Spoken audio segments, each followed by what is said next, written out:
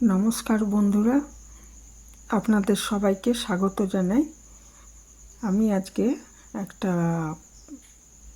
অন্য রেসিপি নিয়ে চলে এসেছি। ঘরে শুধু আলু আর ডিম আর একটু সুগন্ধি চাল থাকলেই এই রেসিপিটা তৈরি করা যাবে। এর জন্য আমি 2 গ্লাস বাসমতি চাল নিয়েছি। বাসমতি চাল না থাকলে ঘরে যে চালে ভাত রান্না করেন সেটা দিয়ে করলেও হবে। আর এখানে আমি 6টা ডিম একটু আগে সেদ্ধ করে নিচ্ছি। আর চালটা ভালো করে ধুয়ে আধ ঘন্টা থেকে 40 মিনিট ভিজিয়ে রাখতে হবে। ভালো করে ধুয়ে ভিজিয়ে রেখেছি। এটা বাসমতি চাল নিয়েছি, গোবিন্দভোগ চালেও হবে আর এমনি চালেও হবে, তবে বাসমতি চাল বা গোবিন্দভোগ চালে বেশি হবে। আর নিয়ে নিচ্ছি বড় এক টুকরো আদা আর 16-17 কোয়া রসুন আর 2টো আলুকে আমি বড় বড় টুকরো করে কেটে নিয়েছি। ডিমগুলো সেদ্ধ করে ছাড়িয়ে রেখেছি। কয়েকটা কাঁচা লঙ্কা নিয়েছি, চেরা কাঁচা লঙ্কা। প্রথমে একটা কড়াইতে সর্ষের তেল নিয়ে নিচ্ছি। রান্নাটা সাদা তেলও করতে পারেন। সর্ষের তেল নিয়ে প্রথমে আমি আলুগুলো যে ধুয়ে কেটে রেখেছিলাম, তো সেগুলোকে আগে ভালো করে লাল করে ভেজে নিচ্ছি নুন আর হলুদ দিয়ে। খুব বেশি হলুদের দরকার নেই, এই একবারই দেব হলুদ।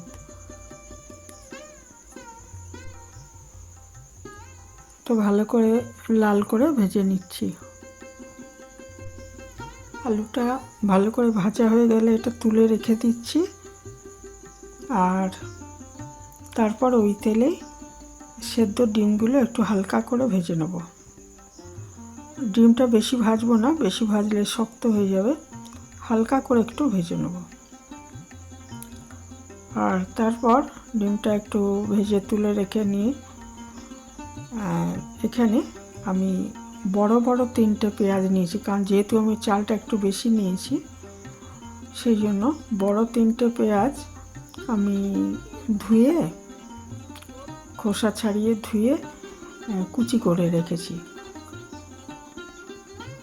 আর এখানে আমি ডিমটা ভেজে তুলে রাখার পর কিছু ফোড়ন দিয়ে দিচ্ছি। প্রথমে দিলাম সাদা জিরে, তারপরে দিচ্ছি শুকনো লঙ্কা, আর দিয়ে দেব আমি 2টো শুকনো লঙ্কা দিয়েছি, একটা বড় এলাচ দিলাম, আর দিচ্ছি ছোট এলাচ, দারচিনি আর লবঙ্গ আর তেজপাতা। ছোট এলাচ 2-3টে এবং বড় এক টুকরো দারচিনি, সেটাকে ভেঙে নিয়েছি, আর কয়েকটা লবঙ্গ আর কয়েকটা গোলমরিচ, এগুলো আমি ফোড়ন হিসেবে দিয়ে দিলাম। তারপরে ভাজা গন্ধ ছেড়ে গেলে আমি এখানে দিয়ে দিচ্ছি মশলা, গরম মশলা। ভাজা গন্ধ ছেড়ে গেলে আমি পেঁয়াজ দিয়ে দিচ্ছি। পেঁয়াজটা খুব ভালো মতো ভেজে নেব। আর ওইদিকে কিন্তু আমি ওই বড় এক টুকরো আদা আর রসুন, 16-17 কোয়া রসুন, এটাকে আমি পেস্ট বানিয়ে রেখেছি। পেঁয়াজটা খুব ভালো মতো ভাজা হয়ে গেলে তারপরে আমি ওখানে আদা রসুনের পেস্টটা দেবো। আর এখানে কিন্তু আমি 1 চামচ ঘি দিয়ে দিলাম। এখন দিয়ে দিচ্ছি পরিমাণ মতো নুন। এই 2বার নুন দিলাম, আর আমি নুন দিইনি, তাতেই একদম নুনটা পারফেক্ট ছিল। খুব বেশি নুন দেওয়ার দরকার নেই।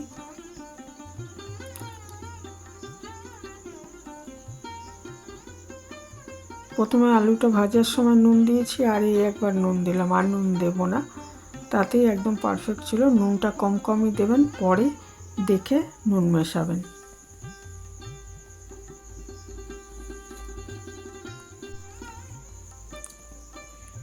আর এখানে একটা জিনিস লাগবে, টক দই আমি দেব। আদা রসুন পেস্টটা মিশিয়ে পেঁয়াজটা ভাজা হয়ে যাওয়ার পর আদা আর রসুনের পেস্টটা মিশিয়ে দিলাম, এর সাথে দিয়ে খুব ভালো মতো ভেজে নিচ্ছি। আদা রসুনের পেঁয়াজ তো অনেকটা ভাজা হয়েই গেছে। আদা রসুনের গন্ধটা যখন চলে যাবে তখন একটু 3 চামচ মতো দই মেশাবো।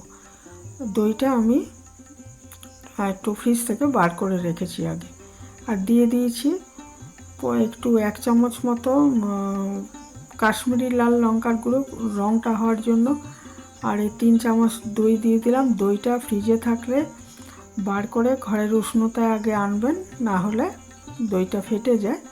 তো আমি আগে এনে তারপরে এটা মিশিয়েছি, আগে ঘরের উষ্ণতা এনে তারপর মিশিয়েছি।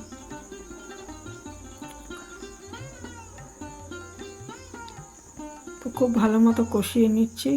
দিয়ে দিতে হবে একটু পরিমাণ মতো মিষ্টি, টক দই দিয়েছি। আর এই সতলে এটা পোলাও, একটুখানি সামান্য একটু চিনি মেশাবেন। যারা মিষ্টি বেশি পছন্দ করেন তারা একটু বেশি দিতে পারেন, অসুবিধা নেই। না হলেও একটু স্বাদটা ওঠার জন্য খুব সামান্য হলেও মিষ্টি দিতে হবে। ছোটো 1 চামচ চিনি দিয়ে দেবেন এর মধ্যে। তারপরে এটা ভালো মতো কষিয়ে নিচ্ছি।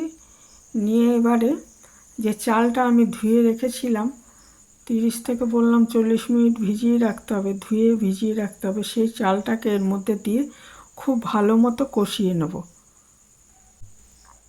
এটা খুব ভালো মতো কষাতে হবে। দেখবেন পোলাওয়ের মতো গন্ধ আসছে, সেই সময়টা বুঝতে হবে এটা কষানোটা হয়ে গেছে।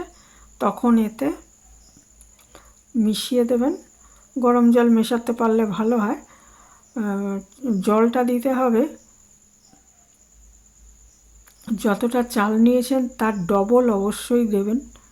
আর এটা আমি কড়াইতে রান্না করছি, প্রেসার কুকারে রান্না করলে কিন্তু বাসমতি চালের জলের মাপটা হতো, যা চাল তার ধরুন 2 গ্লাস চাল নিলে 3 গ্লাস জল দিলে একদম ঝরঝরে হয়।